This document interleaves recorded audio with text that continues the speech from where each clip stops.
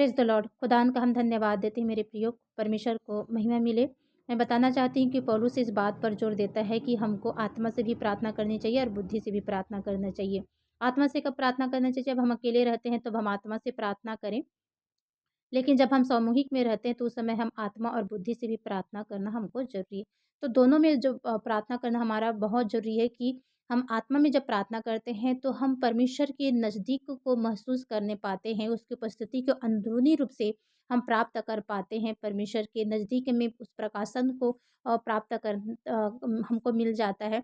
तो जब हम बुद्धि से प्रार्थना करते हैं तो वो हम जब बुद्धि से प्रार्थना करते हैं तो हमारे समझ और विचारों के साथ हम प्रार्थना करते हैं। तो हम इस बात को जानें कि पौलुस सबसे ज़्यादा ये चीज़ तो कि हमको क्या करना चाहिए? कि हमको बुद्धि से भी प्रार्थना करनी चाहिए और आत्मा से भी प्रार्थना करनी चाहिए। आप अकेले रहो तो आत्मा से प्रार्थना अधिक किया करो, क्योंकि ये आपकी उन्नति है। जो अन्य भाषा में जो प्रार्थना करते हैं, जो अन्य भाषा में बातें करते हैं, वो जब फर्स्ट कुरिन्थियों के 14 और उसके 4 में हम देखते हैं जो अन्य भाषा में बातें करते हैं वो अपनी उन्नति करते हैं। इसलिए जब आप एकांत में रहते हैं तो अधिक से अधिक आप आत्मा में प्रार्थना करने की कोशिश कीजिएगा। लेकिन जब आप परिवार में हैं और सामूहिक रूप से संगति में हैं तो आपको दोनों प्रकार की प्रार्थना करने की ज़रूरत है।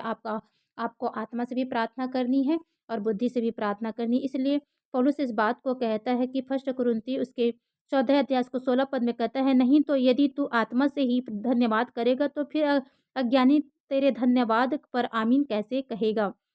क्योंकि वह तो नहीं जानता कि तू क्या कहता है। क्योंकि हम सामूहिक में रहते हैं तो बहुत से भाई-बहन रहते हैं, हमारे बीच में प्रियजन रहते हैं जो इस बातों को नहीं समझते। तो जब हम अन्य भाषा में प्रार्थना करते रहेंगे तो फिर वो आमीन कैसे बोलेगा, वो धन्यवाद कैसे करेगा? इसलिए हमको दोनों प्रकार की प्रार्थना करने के लिए पौलुस यहाँ पर जोर देता है कि हम आत्मा से भी प्रार्थना